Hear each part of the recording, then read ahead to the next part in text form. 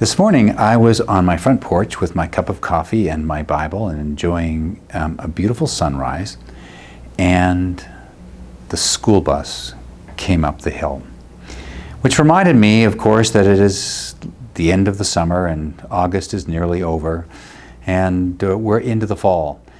And while, of course, we as Christians follow the church year, we as churches really kind of follow an academic year. So we're all walking into this fall, and many people, as they walk into the fall, they say, well, what is the fall going to look like? What am I going to do in the fall? What initiatives might we be starting up, or have we already been thinking about starting up? And how do we even make decisions about what we should be doing as a congregation, and even, I think, personally in our own lives? And I think there's some important things to be thinking about as we try to make decisions around that. And at the heart of it is we really do need to know what it is that we are about. And in a sense of what it is what is our personal, what is our congregational mission? What are we really here to do? Because unless we have a good sense of that, there are a million good ideas that we might have of things that we could an initiative we might follow or begin walking into the fall. And the hardest decisions, of course, are not between this good thing that I might do and this bad thing that I ought not to do, but the hardest decisions are between this good thing and that good thing, and what are we going to do? I really think the lesson from the gospel last Sunday, Jesus' interaction with the Canaanite woman, provides us a little bit of insight into this. Because what's really fascinating about that story is Jesus knew what he was about. He said very clearly and a little bit abruptly to this woman, I was sent only to the lost sheep of the house of Israel.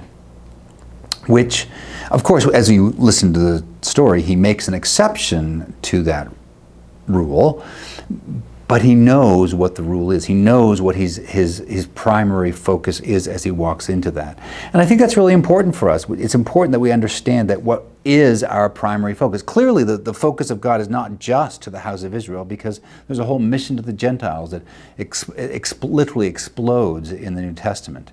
But Jesus, in that moment, in that time, knew exactly what he was about. And when we know exactly what we're about, it makes it easier to make decisions about, well, should we do this initiative or we should do that initiative? What is it that we should do? And I think it's really also important in the middle of that is knowing what we're about also helps us in a certain sense to make exceptions, because sometimes exceptions do need to be made.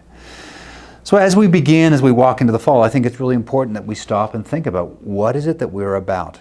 And that question, understanding that question or getting an answer to that question, sometimes it isn't easy. It takes time. So it's important that we take time as individuals and often as vestries and churches to be thinking through what is it that we are about. That is something that should be a rhythm of our lives, so that we have some sense, something to judge by.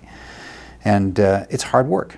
But when we have a sense of that, it's really good that when this idea comes up, it says, that is a fantastic idea, but it's not us. It's not what we're about. And it helps us make those sorts of decisions.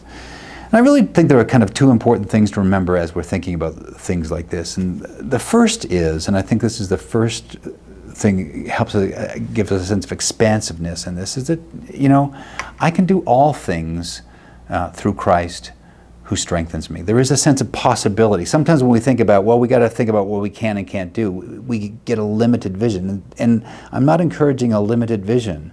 We can do all things through Christ who strengthens us. There is a capacity that God gives to us through the power of His Holy Spirit that's actually beyond us. But at the same time, we are limited. We are human. God is infinite, but we are not. And the hard work of understanding what we are about as a person, or what we are about as a congregation, is so helpful in making decisions about what should I invest, or what should we invest our time, our effort, and our money for the mission of the gospel at this time and at this place.